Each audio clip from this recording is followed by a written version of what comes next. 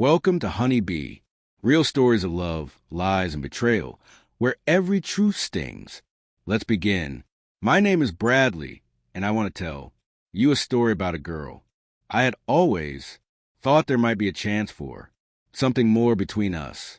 But when I expressed myself, she looked me straight in the eyes and said, "We're better as friends," before turning around and walking away.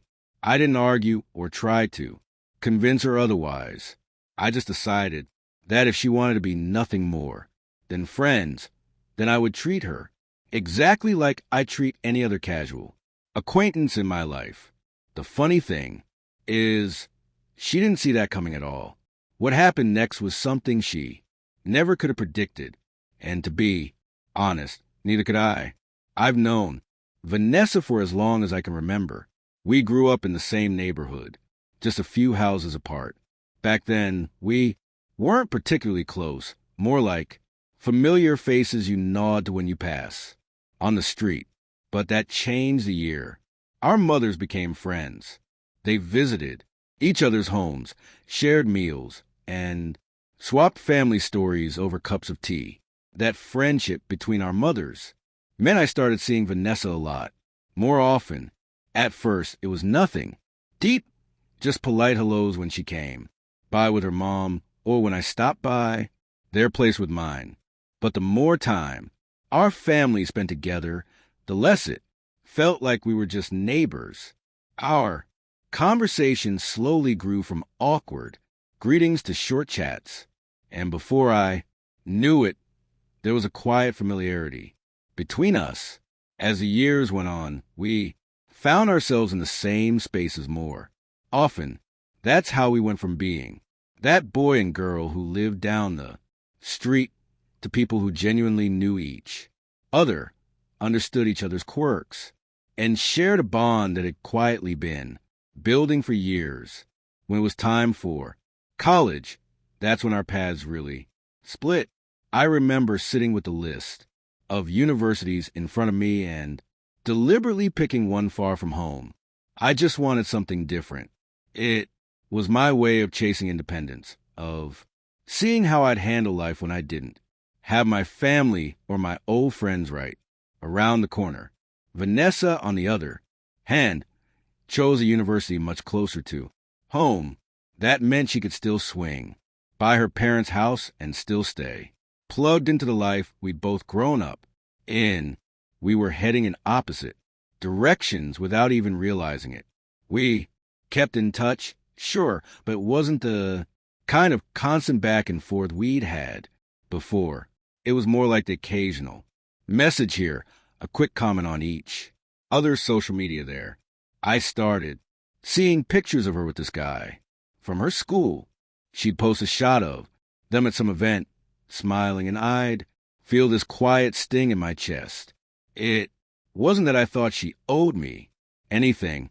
We weren't together, but I couldn't help wishing it was me in those pictures. I kept my feelings locked up, and seeing her with him made me wonder if I'd waited too long to say anything. Meanwhile, I wasn't exactly living like a monk. I had my own relationships in college, quick sparks that fizzled out just as fast. Some ended because we weren't a good match.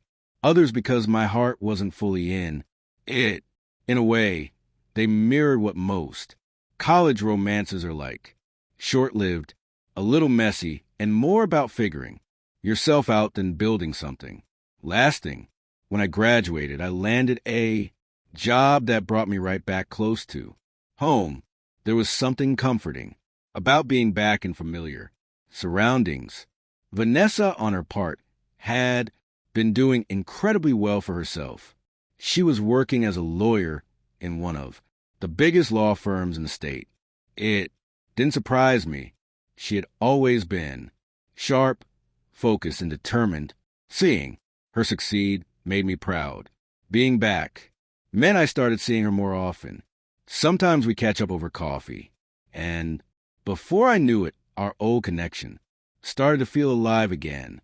It was almost effortless, like picking up a conversation we had paused years ago. About a year after we'd both graduated, she ended things with her college boyfriend. I'm not going to lie, when I heard that, I was happy. I know that sounds selfish, but part of me felt like maybe this was finally my chance. I'd carried a quiet crush on her for so long, and now there was no one in that place I wanted to be. Still, I didn't rush in and blur out how I felt. Instead, I decided to take my time. I started being there for her more, offering to help with little things, making time to hang out, and making sure she knew she could count on me. I'd surprise her with small gestures, her favorite snacks, a coffee on a busy morning, a text checking in after a long day. I made sure my interest showed, but never so much that it scared her away. For months, I let the slow build happen. I was dropping hints, leaving little breadcrumbs of affection, hoping she'd follow them to where my heart had been for years. I thought I was being smart, patient, and setting the stage for something real to happen. Finally, one night, I decided to stop playing games and just say out my feelings. For months, I've been doing little things for Vanessa. I thought I was making it obvious. I thought she could see how much I cared, how much I wanted something more than friendship. But apparently I was wrong. That quiet evening, I don't even remember what we were talking about before I decided to just go for it. Although my heart was racing, I told myself that if I didn't speak now, I might never get the chance again. So I looked her in the eyes and told her clearly that I had feelings for her. I told her I didn't want just to be her friend, that I'd been wanting more for a long time. Her face froze for a moment, like I just told her something in another language. She said, almost confused, "Wait, what?" That reaction alone made me question everything.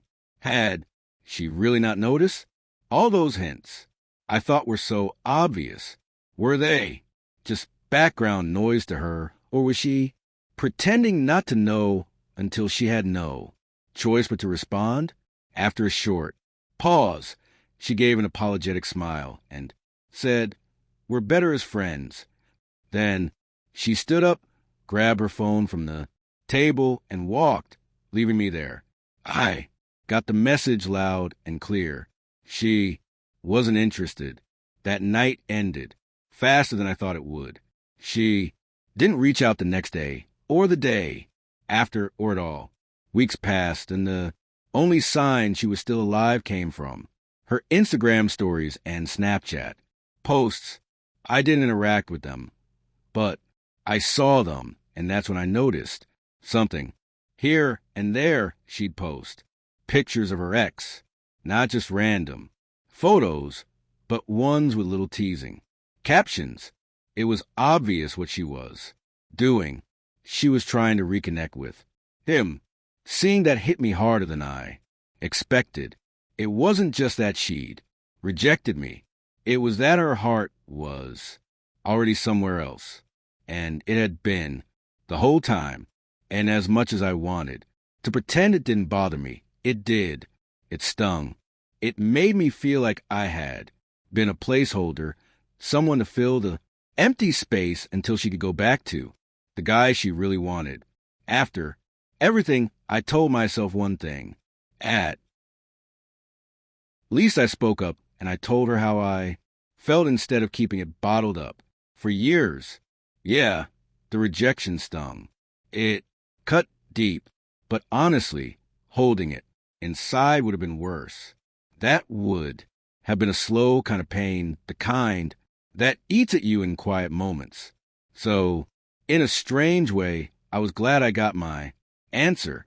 After that night, I didn't chase her. She didn't reach out to me. So I didn't reach out to her. If she wanted me as just a friend, I decided to give her exactly that. And you know what? I started turning all that energy I used to pour into her back into myself. I spent more time with people who actually wanted me around. I threw myself into work, took on new projects, and learned a few new skills. I even started working out again, not because I wanted to impress her or anyone else, but because I wanted to feel better in my own skin. Those months after she walked away were tough at first. I'm not going to lie, but they turned out to be one of the most important times of my life. I stopped measuring my value by whether she noticed me. I stopped waiting for her name to pop up on my phone. And for the first time in a long while, I felt like I was living for myself, not for the hope of someone else's approval. 3 months after Vanessa told me we were better as friends, I was fully focused on my own life. I had gotten into a steady routine. I wasn't thinking about her anymore.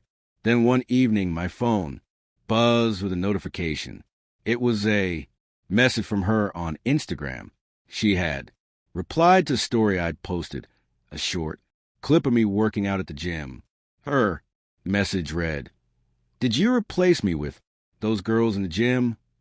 I stared at it for a second, not really knowing if she was joking, teasing, or trying to be flirty. The tone felt playful, but there was also this strange edge to it, like she was suddenly trying to stake some kind of claim over me again. I didn't want to give her too much to work with, so I just sent back a simple laughing emoji. No words, no explanation, just something to acknowledge the message without opening the door for anything deeper. But she didn't stop there. A few minutes later, another message came in. This time she asked, "When did you stop being a gentleman and caring about me?" That one caught me off guard because she said it like I'd broken some sort of unspoken rule by not still treating her like the center of my attention. I could tell she was trying to stir up a little nostalgia, maybe even make me feel bad for moving on. And then she pushed further. "Is there a woman in your life?" At that point, I decided I wasn't going to let her steer the conversation like that. So I shot back, "Why do you care if I have a woman in my life?" I wanted her to answer that before anything else. Her response, "I miss you." I didn't let that slide without clarity. So I asked, "Since when?" That's when her tone shifted. She acted like I just insulted her by questioning her feelings. She doubled down, saying something along the lines of how I had just stepped away, and all that making it sound like I was the one who walked away from her, conveniently forgetting that she was the one who told me we were better off as friends and cut off contact. It was almost surreal seeing her flip the narrative like that. She was making it seem like I had abandoned her. And honestly, the only thing I felt at that moment was how much I didn't care anymore. I told her, "I once wanted you in my life. You made it clear we were better off as friends. Back then it hurt, but now I think you were right." I meant it. I wasn't being sarcastic or trying to make a point. I was just stating the truth. I had moved on and I wasn't about to pretend otherwise. Apparently, she didn't like that answer. Almost immediately, she started flipping the whole thing around. She said I just couldn't handle rejection, that I should have tried harder, that I wasn't man enough to give up that easily.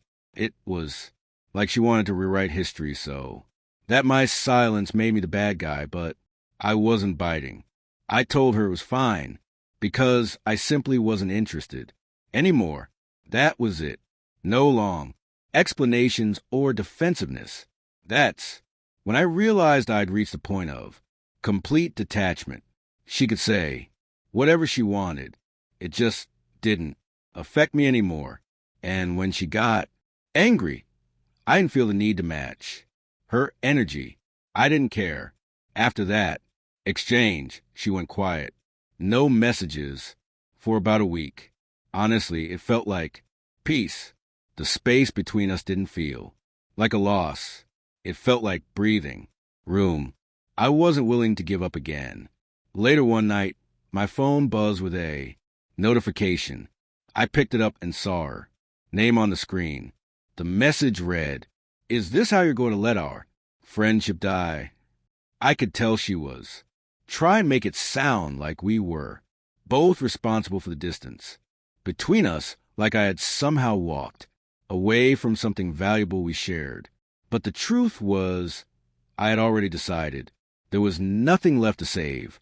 So I didn't reply. I just put my phone down and went back to what I was doing. Silence can be a powerful answer. And in that moment, mine spoke louder than any words could. About an hour later, another message came in. This time it was longer. She wrote that back when I first confessed my feelings. She had still been holding on to the hope of getting back together with her ex. She admitted she hadn't really thought about how she and I would fit as a couple back then, but now she said she was ready to try things out. It felt less like she was suddenly in love with me and more like her other options hadn't worked out. So she was circling back. I read it, sat there for a moment, and then typed out my reply. Move on. I don't feel the same way I felt back then. I didn't sugarcoat it or try to keep the door open. I wanted it to be clear that whatever she was looking for me was gone. After sending that message, I thought about how easily this could turn into a cycle, her reaching out whenever she felt lonely, me being tempted to respond, and the whole thing dragging on. I didn't want that. I didn't want her popping back into my life whenever it suited her. So I blocked her number and then went through my social media to do the same. Instagram, Facebook, everything. No more messages and no more sudden appearances. It wasn't done out of anger.